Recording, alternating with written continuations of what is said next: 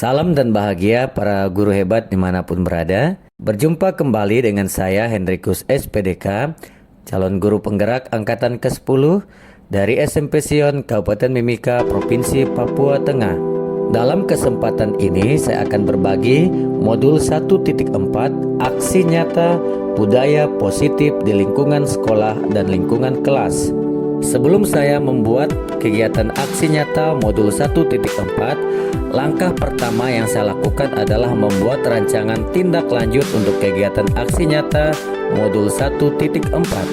Dimulai dari merumuskan latar belakang, merumuskan tujuan, merumuskan tolak ukur, merumuskan lini masa tindakan yang akan saya lakukan, serta merumuskan dukungan yang akan saya butuhkan dalam merancang kegiatan aksi nyata modul 1.4 di SMP Sion. Adapun rumusan latar belakang yang saya buat adalah sebagai berikut. Sebagai guru penggerak dan pendidik, saya menyadari pentingnya menciptakan lingkungan belajar yang positif, aman, dan mendukung di sekolah kami.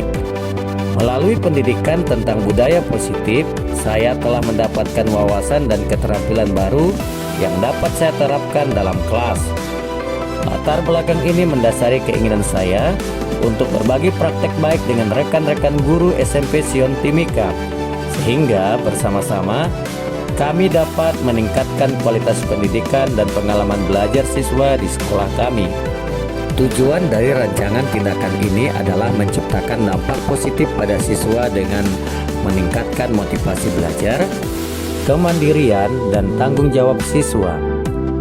Kami ingin menciptakan lingkungan yang memotivasi siswa untuk berpikir kritis, bertindak mandiri, dan menciptakan dengan kebebasan yang bertanggung jawab.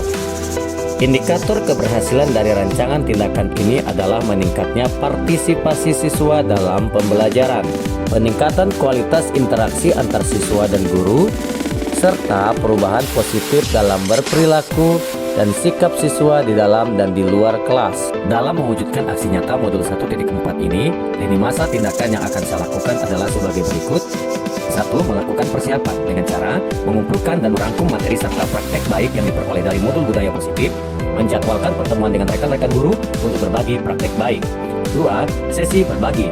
Mengadakan sesi berbagi praktek baik dengan rekan-rekan guru, memaparkan konsep-konsep dan strategi yang dipelajari dalam modul budaya positif, berdiskusi tentang penerapan praktik-praktik tersebut di kelas masing-masing. 3. Penerapan di kelas.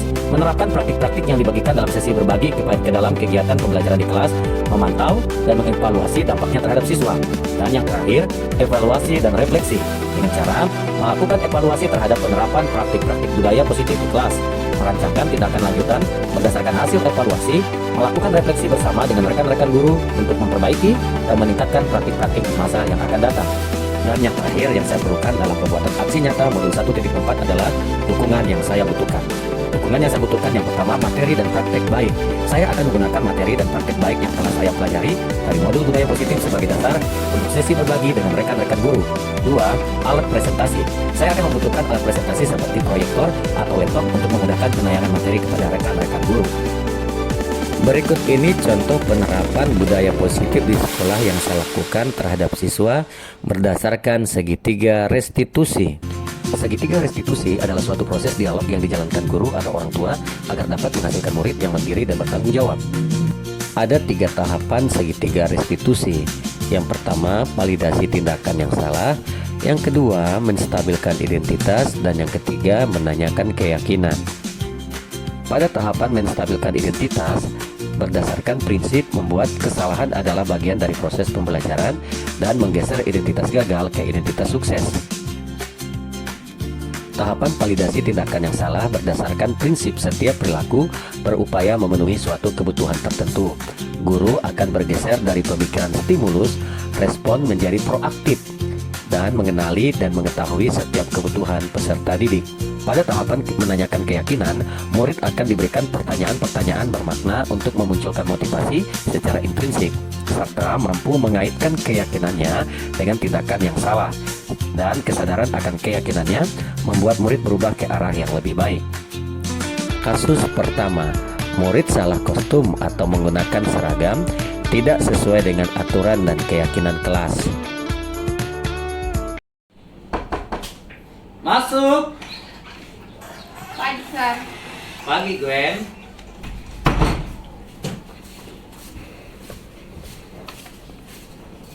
Silakan duduk, Gwen. Ya, Gwen, terlihat kamu hari ini tidak memakai seragam sesuai dengan keyakinan kelas kita.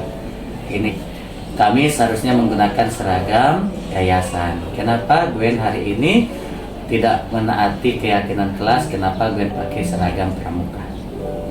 Saya buru-buru, Sir, pagi. Saya kira ini hari Jumat, padahal hari Kamis. Baru mungkin saya balik ke rumah lagi untuk ganti baju, karena saya rumah juga jauh. Oke, saya mengerti Gwen. Dengan Gwen berbuat kesalahan, tidak serta-merta menjadikan Gwen menjadi siswa yang buruk. Sebab pada dasarnya semua orang pernah berbuat salah. Apakah dengan Gwen berbuat salah ini akhirnya membuat Gwen merasa diri rendah? Pastinya tidak. Cuman yang saya mau tanyakan, dengan Gwen menggunakan seragam yang berbeda dengan teman-teman, apakah itu sesuai dengan keyakinan kelas yang kita telah sepakati? Tidak, Sir. Saya juga rasa bersalah. Terus saya malu juga karena saya punya kostum beda sama teman-teman yang lain. Hal itu adalah hal yang wajar, Gwen. Karena ketika kita melakukan kesalahan, pasti ada rasa tidak enak, bahkan kita merasa kita berbeda dari yang lain. Tetapi hari ini, saya panggil Gwen bukan untuk menghakimi Gwen, tetapi kita akan mencari solusi bersama dari masalah yang Gwen sedang alami. Gwen, saya tahu bahwa hari ini Gwen buru-buru datang ke sekolah. Dan saya tahu bahwa itu akhirnya membuat Gwen salah menggunakan seragam. Dan setiap tindakan yang salah, yang tidak sesuai dengan keyakinan kelas yang kita telah sepakati, pastinya akan berdampak pada siswa yang melanggar. Bagaimana perasaan Gwen ketika melanggar aturan kesepakatan keyakinan kelas yang telah kita buat? Saya rasa bersalah, Sir, karena harusnya hari ini saya pakai seragam yang sesuai dengan teman-teman yang lain. Itu adalah hal yang wajar, Gwen. Kamu pasti punya alasan mengapa kamu terburu-buru dan mengenakan seragam pramuka. Padahal hari ini adalah hari Kamis, harusnya menggunakan seragam yayasan. Yang terpenting adalah saat ini kita belajar pada situasi yang salah ini dan kita akan mencari solusi cara agar kejadian ini tidak terulang lagi di minggu-minggu yang akan datang. Gwen, sebagai satu kesatuan di kelas, kita sudah memiliki keyakinan. Apakah kita ingin menjadi kelas yang mematuhi semua aturan keyakinan yang telah kita buat sesuai dengan aturan seragam yang telah kita sepakati?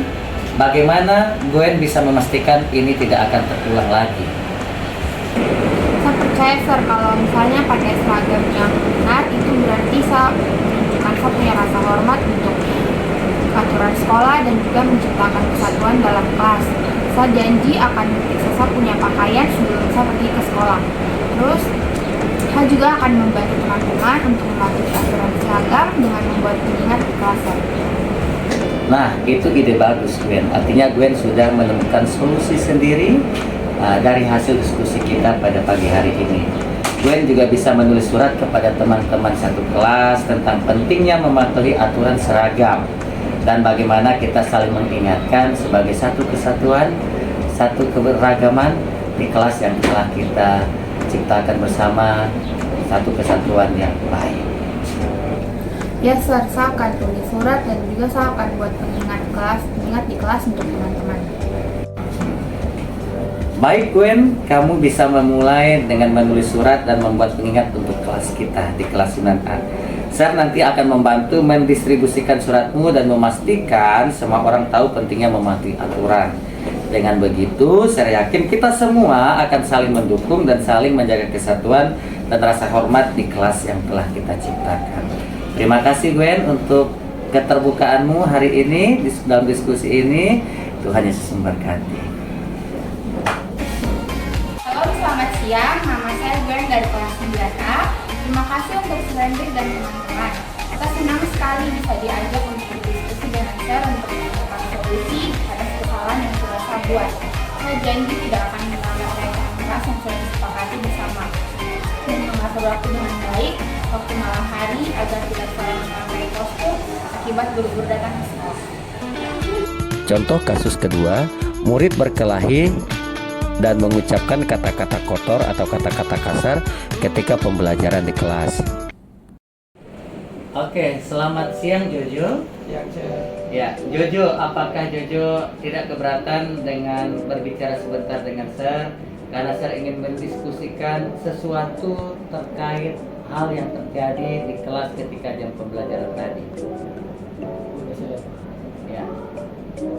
Jojo, tadi Sir mendengar ada insiden di kelas ketika pembelajaran matematika. Yang saya dengar dari guru matematika bahwa Jojo ada selisih paham dengan Matthew sehingga menyebabkan Jojo akhirnya mengeluarkan kata-kata yang tidak pantas, yaitu kata-kata kotor, kata-kata yang menyakiti hatinya Matthew, bahkan teman-temanmu yang mendengarnya di kelas. Nah, saya mau tanya, kenapa itu terjadi? Saya di sini tidak ingin menghakimi Jojo, tidak ingin menghukum Jojo, karena pada dasarnya semua orang pernah berbuat salah. Dan saya ingin tahu bagaimana perasaan Jojo, kenapa insiden itu bisa terjadi.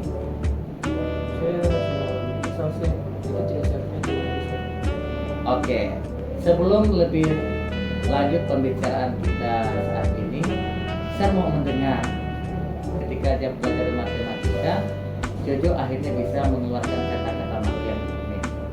Saya jengkel sekali itu dia mulai mengulang-ulang sapu nilai baru dia bilang sana miskin saya sudah mencoba untuk tidak mendengarkan tapi dia makin lama makin melunjak makanya saya emosi mendadak masih tertahan Oke Jojo, itu pasti sangat menyakitkan untuk Jojo ya. Dan tadi tindakan Jojo, kira-kira Jojo merasa bersalah ketidak setelah mengeluarkan kata-kata yang tidak pantas itu? Salah saya tidak seharusnya membalas kata-kata kasar Ya, itu adalah langkah yang benar yang Jojo lakukan. Ketika Jojo mengakui kesalahan, itu adalah awal yang baik untuk memperbaiki situasi. Saya ingin Jojo tahu bahwa setiap tindakan pasti memiliki konsekuensi. Sebab di awal tahun kita sudah memiliki kesepakatan kelas. Salah satunya adalah saling menghormati dan saling menghargai dengan tidak mengeluarkan kata-kata yang tidak pantas, yaitu kata-kata makian dan kata-kata yang menyakiti hati sesama. Menurut Jojo, apakah saat ini kita bisa memperbaiki situasi ini dan Jojo bisa belajar atas kesalahan yang Jojo telah perbuat? Oke, kira-kira Jojo sadar bahwa ini salah? Salah saya. Ya. Itu sesuatu yang harus Jojo lakukan atau tidak ketika berkata-kata kasar atau kata-kata makian itu? Tidak, saya tidak. Ya, itu adalah langkah yang tepat Jojo. Ya, mengakui kesalahan adalah langkah pertama untuk memperbaiki situasi. Sekarang mari saya ajak Jojo kita bersama-sama mencari solusi bagaimana menyelesaikan masalah ini dengan baik dan memastikan bahwa peristiwa ini tidak akan terjadi lagi baik untuk Jojo maupun teman-teman yang lain. Ya, oke Jojo, saya juga ingin Jojo tahu bahwa setiap tindakan memiliki pastinya konsekuensi karena Jojo sudah melanggar keyakinan kelas. Bagaimana menurut Jojo kita bisa memperbaiki situasi yang sudah terjadi ini? Jojo sudah menyakiti hatinya Matthew dengan berkata-kata kotor dan belajar dari kesalahan yang sudah Jojo buat. Saya percaya kita semua ingin suasana yang positif di kelas saya menyesal telah menimbulkan masalah dan saya berkomitmen untuk memperbaiki hubungan saya dengan Miki dan teman-teman lainnya Ya, Jojo, sekarang saatnya saya ajak Jojo merenung sejenak dan berpikir sejenak tentang apa yang kita percayai tentang keyakinan kelas yang telah kita buat. Apakah kita ingin menjadikan kelas yang saling menghormati satu sama yang lain dan menyelesaikan masalah dengan cara yang baik, dengan cara yang benar? Bagaimana menurut Jojo kita bisa menunjukkan bahwa kita menghormati teman dan menyelesaikan masalah dengan cara yang positif? Kira-kira menurut Jojo seperti apa? Saya percaya kita semua ingin suasana yang positif di kelas ya. Saya menyesal telah menimbulkan masalah dan saya berkomitmen untuk memperbaiki hubungan saya dengan Mithu dan teman-teman lain. Jojo, Sir juga ingin bahwa Jojo harus tahu, Sir percaya Jojo memiliki kemampuan untuk berubah dan bertumbuh dari pengalaman ini, di mana ketika kita berkata-kata kotor, berkata-kata kasar, itu akan menyakiti hati sesama kita. Mudah-mudahan ini menjadi pengalaman Jojo dan Jojo tidak mengulangi kembali. Nah, bagaimana menurut Jojo kita bisa memperbaiki situasi ini dan belajar dari kesalahan ini? Saya berpikir kita bisa memulai dengan meminta maaf kepada Mithu dan teman-teman lainnya di dalam kelas. Saya juga ingin mengajak mereka berdiskusi tentang cara menyelesaikan konflik tanpa kekerasan dan tanpa. Good job. Oke, Jojo, itu adalah langkah yang baik. Sir akan mendukung usaha Jojo. Nanti setelah ini Jojo akan berbaikan langsung dengan Mithu, memperbaiki hubungan dengan Mithu dan membawa perubahan positif di dalam kelas. Mari kita bersama-sama bekerja menuju lingkungan yang lebih harmonis dan penuh penghargaan di kelas kita. Terima kasih Jojo ya untuk keterbukaan hari ini. Saya berharap Jojo semakin dewasa dan tidak menyelesaikan masalah dengan kekerasan ataupun dengan kata-kata yang menyakiti hati sesama. Oke Jojo, Tuhan Yesus memberkati. Selamat siang, nama saya Jojo dari kelas 9A. Terima kasih saya untuk semuanya. Saya senang sekali diajak diskusi dengan saya untuk menemukan solusi atas kesalahan yang telah saya lakukan. Saya berjanji tidak akan melanggar keyakinan keras yang sudah disepakati bersama dan menjaga emosi saya ketika sedang marah dan dengan tidak mengeluarkan kata-kata kotor atau kata-kata kasar sebagai bentuk saling menghormati sesama.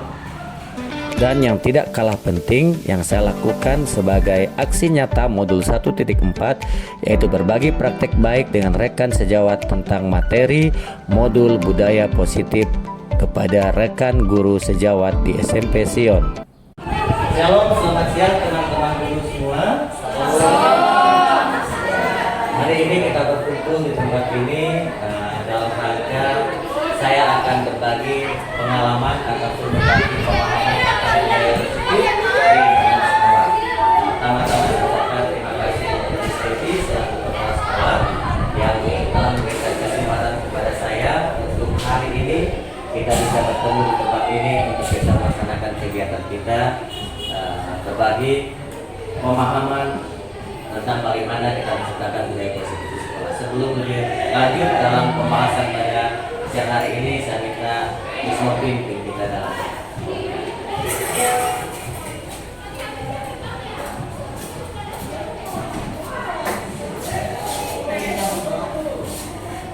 Segala hormat, puji syukur dan kemuliaan kami naikkan kehadirat Bapa. Bersyukur dan berterima kasih untuk kesempatan siang hari ini. Boleh ada di tempat ini, berkumpul di tempat ini untuk mengikuti kegiatan hari ini. Semoga apa yang kami dapat, penjelasan dari Pastor Hendrik selaku materi hari ini dapat dengan mudah kami pahami dan dapat kami terapkan materi ini dalam sekolah kami. Terima kasih ya Tuhan Yesus dari kami yang kesehatan dan kekuatan sehingga kami mampu melalui kegiatan hari ini. Inilah doa kami di dalam nama Tuhan Yesus kami berdoa. Amin. Ya, terima kasih Miss Novi. Ya, teman-teman, sesuai dengan judulnya hari ini yaitu berbagi pemahaman budaya positif di lingkungan sekolah. Tidak menutup kemungkinan di lingkungan sekolah, bahkan di lingkungan kelas tempat kita mengajar, pastinya akan terjadi masalah yang diciptakan oleh siswa-siswa kita, baik ketika jam pembelajaran di sekolah ataupun di kelas, terlebih juga ketika jam istirahat, ketika mereka masih ada di lingkungan sekolah. Hari ini kita akan belajar bersama-sama berbagi pemahaman budaya positif di lingkungan sekolah kita, khususnya di SMP Sion. Baik, konsep-konsep inti modul budaya positif yang pertama adalah bagaimana perubahan paradigma belajar, yang kedua disiplin positif, yang ketiga kebutuhan dasar manusia, yang keempat motivasi perilaku manusia, yang kelima posisi kontrol, yang keenam keyakinan kelas, dan yang ketujuh yang terakhir segitiga restitusi. Kita lanjut, perubahan paradigma belajar. Jika kita mengingat kembali bahwa pendidikan zaman kolonial Belanda, pendidikan itu khususnya rakyat hanya diajari berhitung, menulis dan membaca seadanya, dan itu juga dilaksanakan untuk kepentingan kolonial Belanda. Namun ketika pendidikan zaman baru sesuai dengan pengajaran Ki Hajar Dewantara, pendidikan itu berpusat pada murid untuk menciptakan kebahagiaan secara lahir dan batin yang setinggi-tingginya. Jadi ada perbedaan pendidikan ketika zaman kolonial Belanda dan pendidikan pada zaman Ki Hajar Dewantara yang sampai sekarang kita adopsi. Selanjutnya, menurut Kemendikbudristek tahun 2022, pendidikan paradigma baru. Pembelajaran berorientasi pada penguatan kompetensi dan pengembangan karakter yang sesuai dengan nilai-nilai Pancasila. Pembelajaran paradigma baru memastikan praktik pembelajaran yang berpusat pada murid, yang mana setiap murid belajar sesuai dengan kebutuhan dan tahap perkembangannya untuk mewujudkan profil pelajar Pancasila. Kita sudah mengenal ada 6 komponen dari profil pelajar Pancasila. Yang pertama, beriman, bertakwa kepada Tuhan Yang Maha Esa dan berakhlak mulia. Yang kedua, berkebinekaan global. Yang ketiga, bergotong royong. Yang keempat, kreatif. Yang kelima, bernalar kritis. Dan yang terakhir, mandiri. Selanjutnya, kita mau belajar disiplin positif. Dalam budaya kita, budaya Indonesia, makna kata disiplin dimaknai menjadi sesuatu yang dilakukan seseorang pada orang lain untuk mendapatkan kepatuhan. Jadinya intinya itu disiplin itu supaya orang patuh. Sebagai pendidik, tujuan kita adalah menciptakan anak-anak yang memiliki disiplin sehingga mereka bisa berperilaku dengan mengacu pada nilai-nilai kebajikan yang universal dan memiliki motivasi intrinsik dan motivasi ekstrinsik. Apa itu motivasi intrinsik dan motivasi ekstrinsik? Kita lanjut. Nah, disiplin positif. Disiplin positif merupakan salah satu cara penerapan disiplin yang bertujuan untuk menumbuhkan kesadaran anak untuk melakukan sesuatu tanpa hadiah, tanpa ancaman maupun hukuman. Itu fungsi disiplin positif. Pada dasarnya ada 5 kebutuhan dasar manusia menurut Dr. William Glasser. Yang pertama, kebutuhan bertahan hidup. Yang kedua, kebutuhan kasih sayang dan rasa diterima. Ketiga, kebutuhan penguasaan atau pengakuan atas kemampuan. Yang keempat, kebutuhan kebebasan akan memilih. Dan yang kelima, kebutuhan kesenangan atau kebutuhan untuk merasa senang. Apa itu kebutuhan bertahan hidup? Kebutuhan bertahan hidup atau survival adalah kebutuhan yang bersifat fisiologis untuk bertahan hidup. Misalnya bertahan untuk sehat, kita ada rumah dan makanan. Sedangkan kebutuhan biologisnya sebagai bagian dari proses reproduksi, termasuk kebutuhan untuk tetap bertahan hidup. Dan komponen psikologis pada kebutuhan ini meliputi kebutuhan akan perasaan aman. Kebutuhan rasa kasih sayang. Layaknya manusia ingin dicintai, anak-anak didik kita juga mereka membutuhkan yang namanya kasih sayang. Makanya disiplin yang kita terapkan harus disiplin positif. Kebutuhan kasih sayang ini mencakup kebutuhan psikologis untuk memiliki hubungan dan koneksi sosial, meliputi kebutuhan untuk memberi dan menerima kasih sayang serta merasa menjadi bagian dari suatu kelompok. Keinginan untuk terhubung dengan orang lain seperti teman, keluarga, pasangan, hidup, teman kerja, binatang peliharaan, bahkan kelompok. Dampak pada anak-anak kita. Anak-anak dengan kebutuhan kasih sayang yang rasa diterima yang tinggi dan ingin disukai dan diterima oleh lingkungannya. Mereka biasanya akrab dengan orang tua, belajar karena menyukai guru, dan menganggap teman sebaya sangat penting, suka bekerja dalam kelompok. Penguasaan atau kebutuhan pengakuan atas kemampuan. Kebutuhan ini berhubungan dengan kekuatan untuk mencapai sesuatu, menjadi kompeten, menjadi terampil, diakui atas prestasi dan keterampilan kita, didengar dan memiliki rasa harga diri. Kebutuhan ini memiliki keinginan untuk dianggap berharga, bisa membuat perbedaan, bisa membuat pencapaian, kompeten, diakui, dihormati. Ini meliputi self-esteem, dengan keinginan untuk meninggalkan pengaruh. Anak-anak yang memiliki kebutuhan dasar akan penguasaan yang tinggi biasanya selalu ingin menjadi pemimpin. Di kelas kita pasti ada. Mereka juga mengamati sebelum mencoba hal baru dan mereka akan merasa kecewa bila mereka melakukan kesalahan. Mereka juga biasanya rapi dan sistematik dan selalu ingin mencapai yang terbaik karena ingin diakui. Kebutuhan akan kebebasan. Di sini ada gambar rantai yang lepas ataupun orang yang keluar dari sangkar.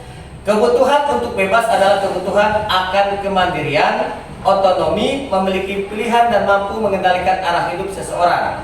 Anak-anak yang kita ajar di sekolah, di kelas dengan kebutuhan kebebasan yang tinggi menginginkan pilihan. Mereka perlu banyak bergerak, suka mencoba-coba dan tidak terlalu terpengaruh orang lain dan senang mencoba hal baru dan menarik, apalagi anak-anak tingkat SMP. Biasanya mereka suka mencoba hal-hal yang baru. Selanjutnya, kebutuhan akan kesenangan.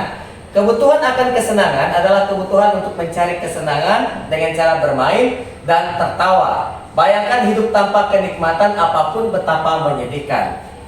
William Glasser mengungkapkan bahwa kebutuhan akan kesenangan belajar mencakup semua individu, semua makhluk hidup, bahkan semua hewan dengan tingkat inteligensi tinggi seperti anjing, lumba-lumba, primata, dan lain-lain. Mereka juga pada dasarnya suka bermain. Saat mereka bermain, mereka mempelajari keterampilan hidup yang penting, bahwa manusia juga pada dasarnya tidak berbeda. Anak-anak dengan kebutuhan dasar kesenangan yang tinggi biasanya ingin menikmati apa yang mereka lakukan. Mereka bisa berkonsentrasi tinggi saat mengerjakan hal yang mereka senangi. Mereka suka permainan atau suka mengoleksi barang, suka bergurau, suka melucu, dan juga menggemaskan. Bahkan saat mereka bertingkah laku buruk, mereka masih terlihat lucu. Untuk itu, di dalam pembelajaran kita, mari kita ciptakan pembelajaran yang menyenangkan. Sebelum kita masuk pada motivasi perilaku manusia, kita tadi sudah belajar ada 5 kebutuhan. Jadi, saya rindu di tahun ajaran yang baru nanti kita ciptakan pembelajaran sesuai dengan 5 kebutuhan dasar manusia yang kita terapkan dengan peserta didik kita di sekolah ini maupun di kelas masing-masing. Motivasi perilaku manusia. Motivasi menurut Kamus Besar Bahasa Indonesia adalah dorongan yang timbul pada diri seseorang secara sadar atau tidak sadar untuk melakukan suatu tindakan dengan tujuan tertentu. Ada 2 jenis motivasi pada perilaku manusia. Seperti di awal tadi katakan, motivasi ekstrinsik dan motivasi intrinsik. Saya minta Miss Lia boleh baca apa itu motivasi ekstrinsik? Motivasi ekstrinsik adalah motivasi yang berasal dari luar. Contohnya? Murid melakukan disiplin diri dikarenakan takut dihukum atau menghindari hukuman. Murid melakukan disiplin diri dikarenakan ingin mendapatkan imbalan berupa hadiah atau pujian dari orang lain. Ya, ini motivasi ekstrinsik. Artinya bahwa memang kita ada aturan ataupun ada yang namanya tata tertib sekolah. Kalau di kurikulum Merdeka itu disebut dengan kesepakatan kelas ataupun keyakinan kelas.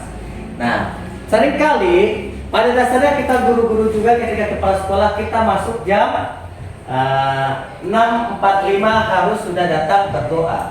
Seringkali kita datang itu bukan karena kesadaran diri, tetapi karena takut direnda, takut karena dapat disiplin ataupun dapat teguran dari kepala sekolah. Harusnya motivasi itu berasal dari dalam, bukan dari luar. Nah, coba Miss Intan boleh baca motivasi intrinsik, motivasi dari dalam. Motivasi intrinsik atau motivasi yang berasal dari dalam diri, menghargai nilai-nilai kebajikan diri sendiri. Murid melakukan disiplin diri dikarenakan sadar akan nilai-nilai kebajikan dalam diri. Ya, harusnya motivasi intrinsik ini bahwa murid itu sadar, oh dia rindu datang ke sekolah. Karena apa? Dia ingin berhasil, dia ingin berkembang, dia ingin menjadi anak yang memiliki pengetahuan yang baik. Sebenarnya seperti itu. Kita lanjut ya. Konsep disiplin dengan identitas yang gagal. Ada 2, yaitu hukuman dan penghargaan atau hadiah. Artinya bahwa disiplin itu karena 2 hal ini tadi, ini yang gagal. Kalau yang hukuman itu pastinya sifatnya akan menyakitkan, tidak nyaman, memaksa, membuat murid menjadi takut, murid menyembunyikan kesalahan karena dia tidak berani berkata jujur karena takut dihukum. Dan murid menjadi rendah diri karena ketika dia berani berkata-kata, biasanya dia akan dikucilkan atau dijauhi dari teman-temannya. Bahkan guru juga akan, terkadang kita ya, saya dan teman-teman guru mungkin berpikir bahwa anak itu memang seperti itu. Kita tidak lihat kira-kira masalahnya seperti apa. Dan konsep disiplin yang gagal yang kedua adalah penghargaan ataupun ia melakukan disiplin karena ingin mendapat hadiah. Yang pertama itu tidak efektif.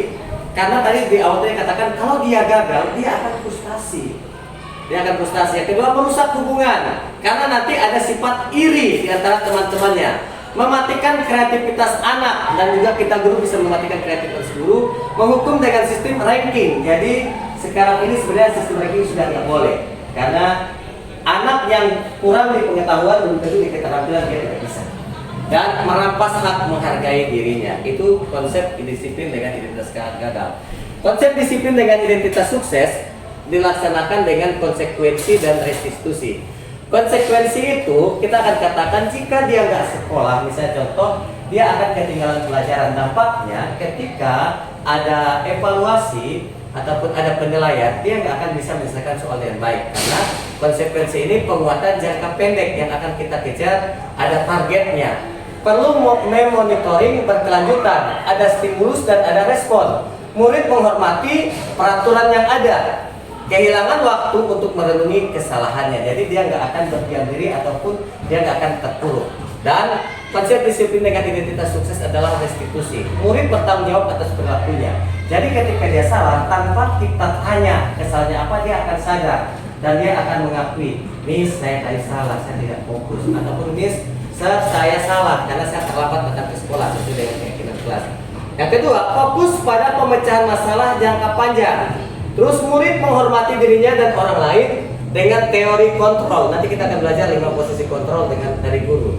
Dan murid bersemangat untuk memperbaiki kesalahannya. Konsep disiplin dengan pendekatan restitusi.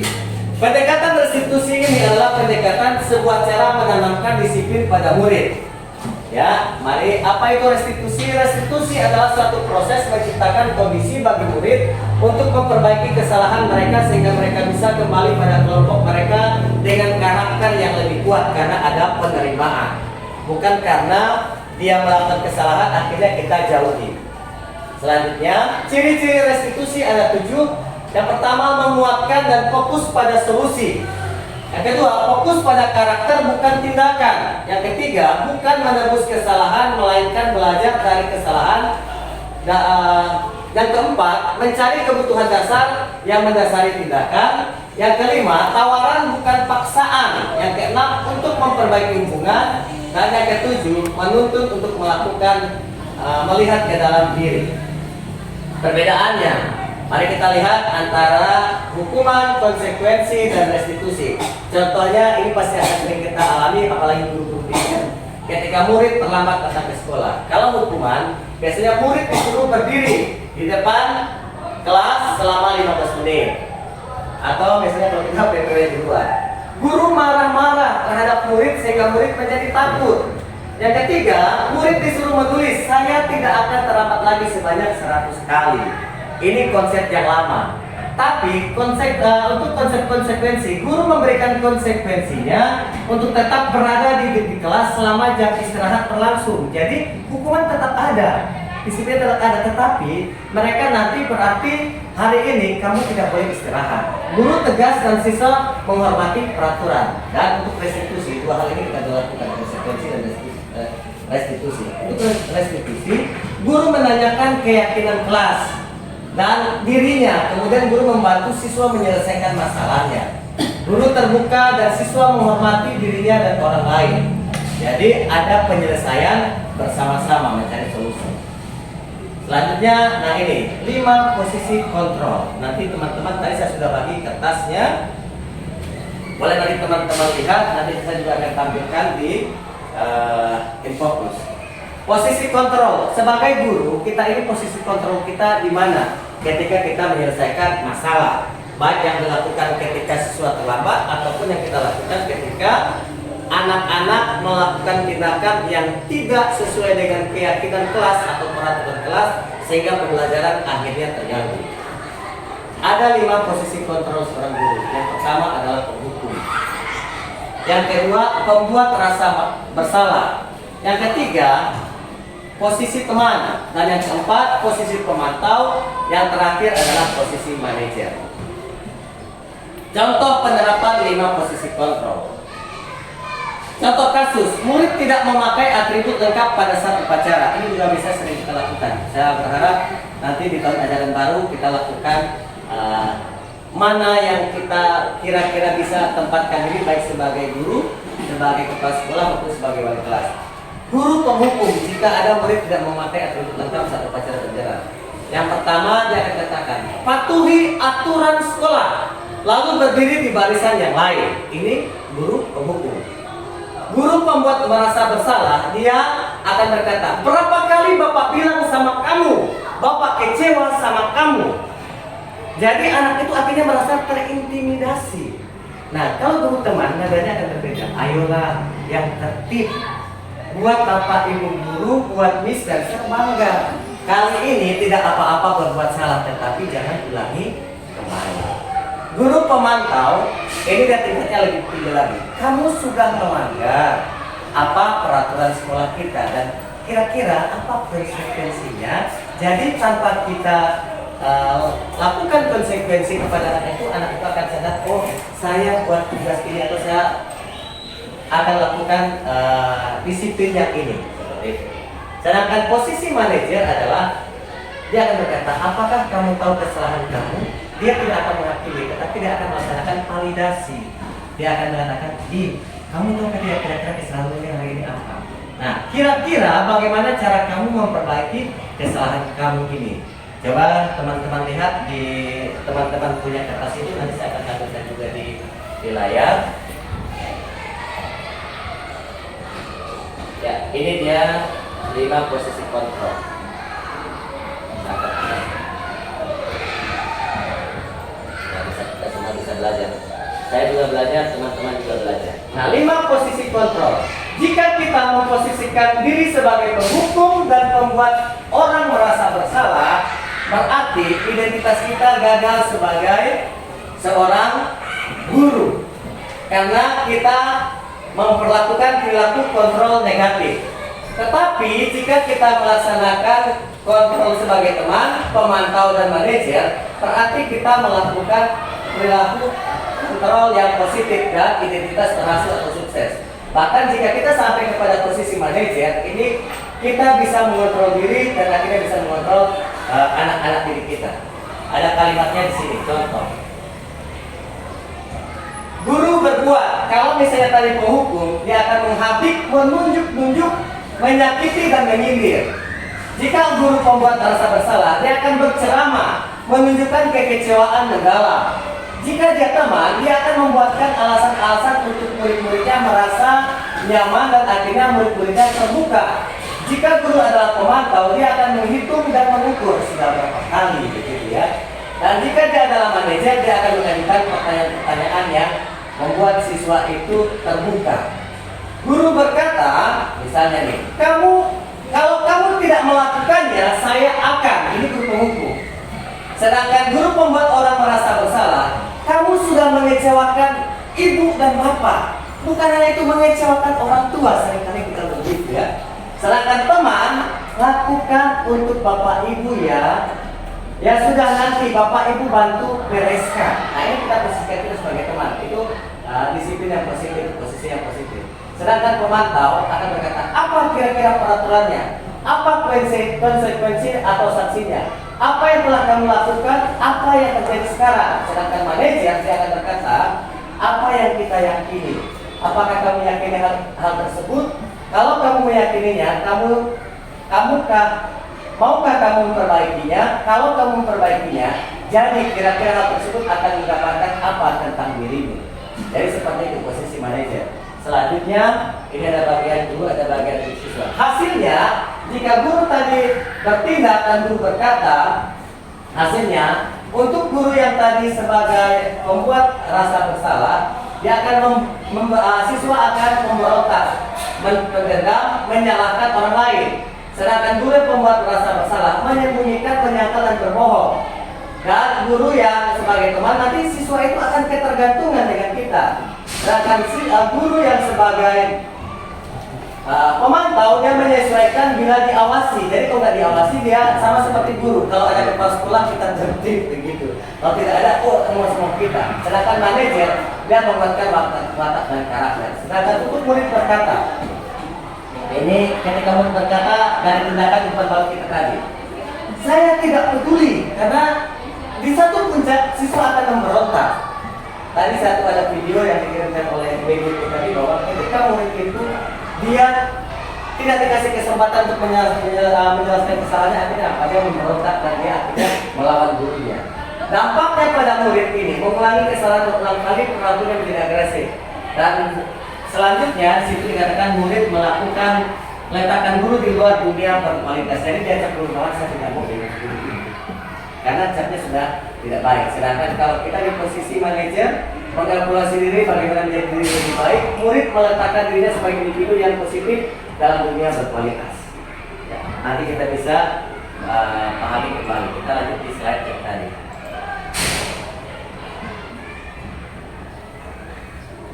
Saya minta waktunya sedikit lagi.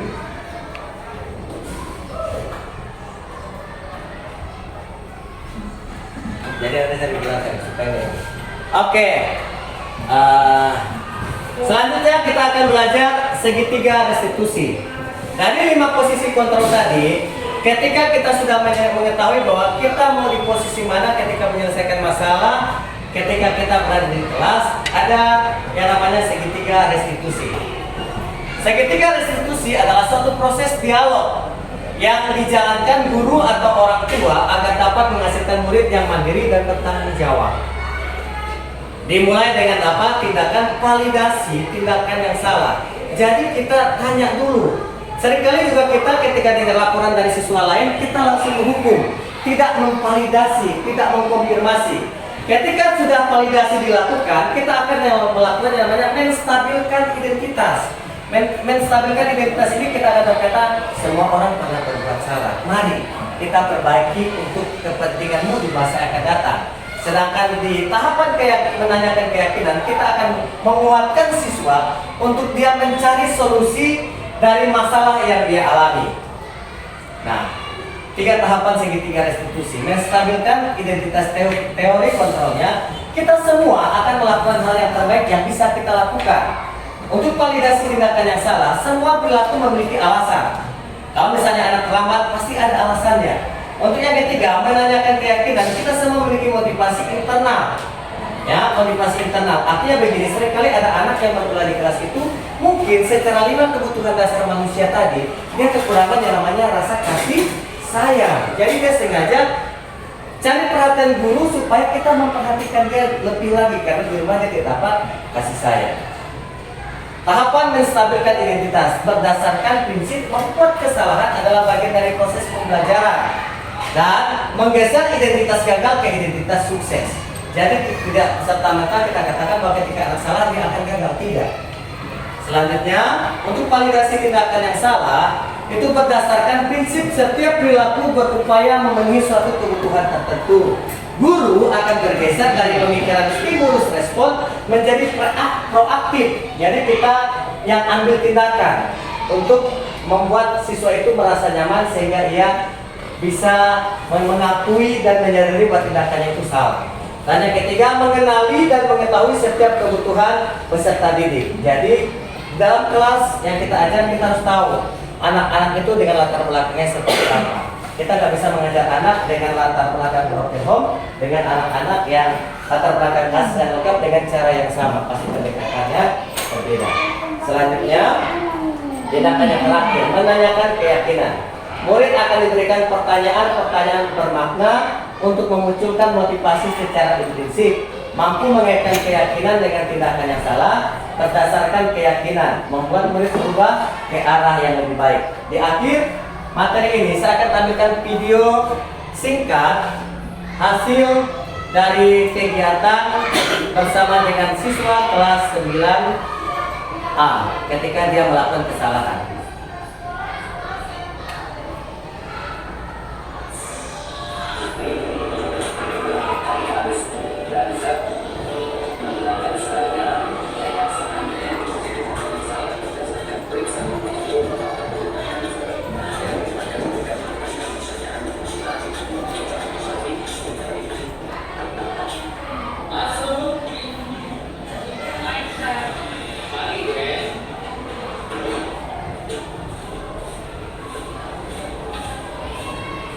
Nah, ini contoh siswa datang ke sekolah hari Kamis tetapi dia menggunakan seragam hari Jumat karena dia salah menggunakan sesuatu.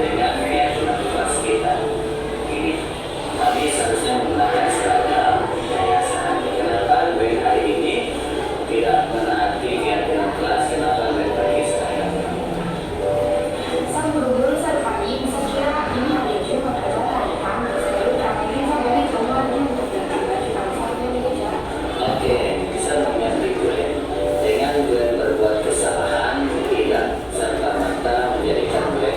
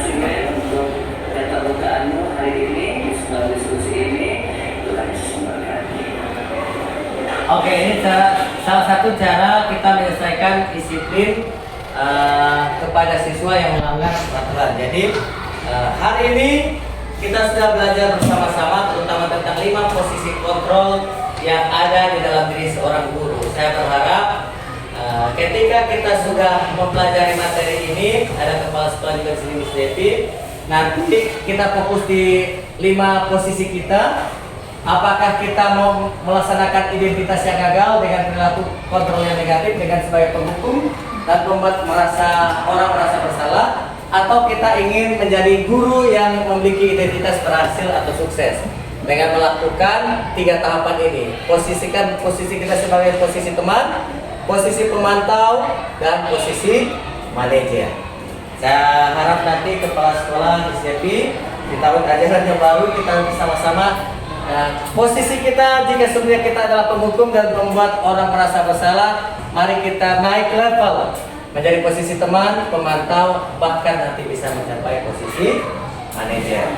Ya, demikian materi tentang bagaimana menciptakan budaya positif di lingkungan sekolah yang bisa saya sampaikan hari ini. Kiranya materi hari ini bisa kita terapkan dalam lingkungan sekolah kita, dalam lingkungan kelas kita, dan kedepannya sekolah SMP Sion semakin berhasil. Oke, Bismillah, pimpin kita dalam doa sebelum kita mengakhiri pertemuan kita tentang materi hari ini.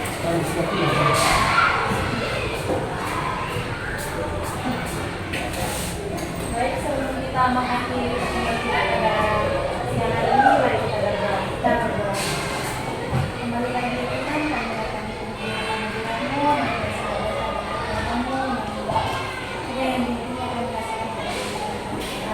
terima kasih Tuhan karena dekat penyertaan-Mu sehingga kami boleh melalui aktivitas kami sepanjang 1 hari ini mendengarkan penjelasan-penjelasan dari Sir Hendrik tentang pentingnya peran guru di dalam sekolah. Tuhan adalah Bapa di dalam kerajaan surga. Semoga apa yang telah disampaikan oleh Sir Hendrik boleh kami praktekkan di dalam sekolah ini dan boleh menjadikan sekolah ini semakin maju. Tuhan adalah Bapa di dalam kerajaan surga. Kami di dalam nama Yesus kita berdoa. Amin. Amin.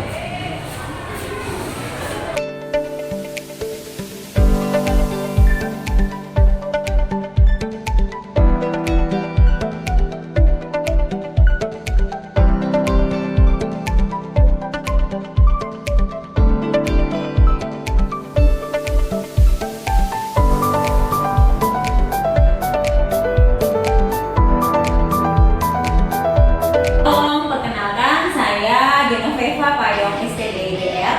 Saya guru mata pelajaran Bahasa Indonesia di SMP Sion Timika, Papua.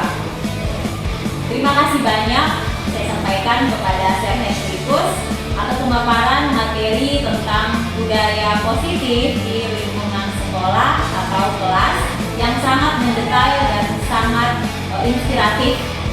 Sebagai calon guru penggerak angkatan ke-10, Sir Hendrikus telah memberikan wawasan yang sangat berharga tentang bagaimana menciptakan lingkungan sekolah yang positif, aman, dan nyaman.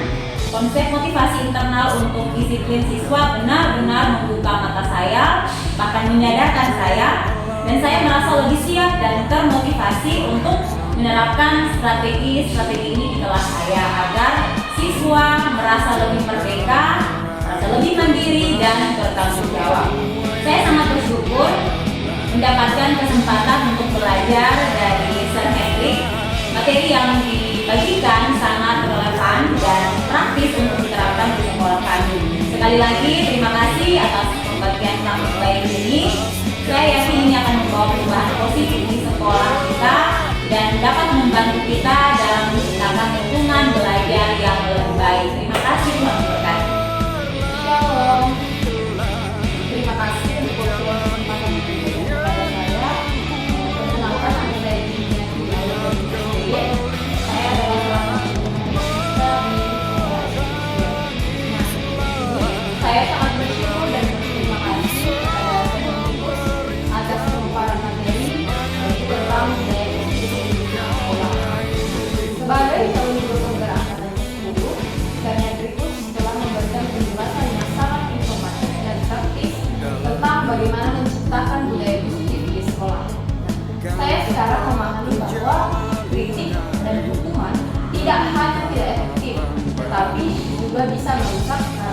siswa. Nah, materi yang Ustaz Hendrikus telah bagikan sangat memotivasi saya untuk mengubah cara pandang saya dan fokus pada pembentukan keyakinan kelas bersama siswa. Pembagian praktik baik ini benar-benar memberi saya perspektif baru yang saya yakini akan sangat bermanfaat. Saya sangat mengucapkan terima kasih banyak kepada Ustaz Hendrikus. Saya yakin perubahan ini akan membawa dampak positif jangka panjang bagi perkembangan siswa kita dan membantu kita menciptakan lingkungan belajar yang lebih kondusif dan juga lebih sehat. Demikian dari saya, terima kasih. Shalom. Shalom, perkenalkan nama saya Sri Fadila Muhammad SPD. Saya adalah salah satu anggota guru IPA di Indonesia. Saya sangat berterima kasih kepada Ustaz Hendrikus atas presentasi yang sangat membuka wawasan ini sebagai guru penggerak yang ke-10. Ustaz Hendrikus telah memberikan pandangan baru tentang pendidikan disiplin positif yang selama ini saya anggap efektif. Penjelasan Ustaz Hendrikus tentang kontrol ketat dan penghargaan membuat saya menyadari bahwa pendekatan yang lebih manusiawi dan berbasis motivasi internal siswa jauh lebih efektif. Konsep restitusi yang saya perkenalkan sangat menarik dan saya akan segera mencoba mengintegrasikannya dalam metode pembelajaran saya. Terima kasih banyak atas pembagian praktek ini. Saya yakin ini akan membawa dampak positif bagi perkembangan siswa kita dan membantu menciptakan lingkungan belajar yang mendukung. Sekian dari saya, shalom, terima kasih.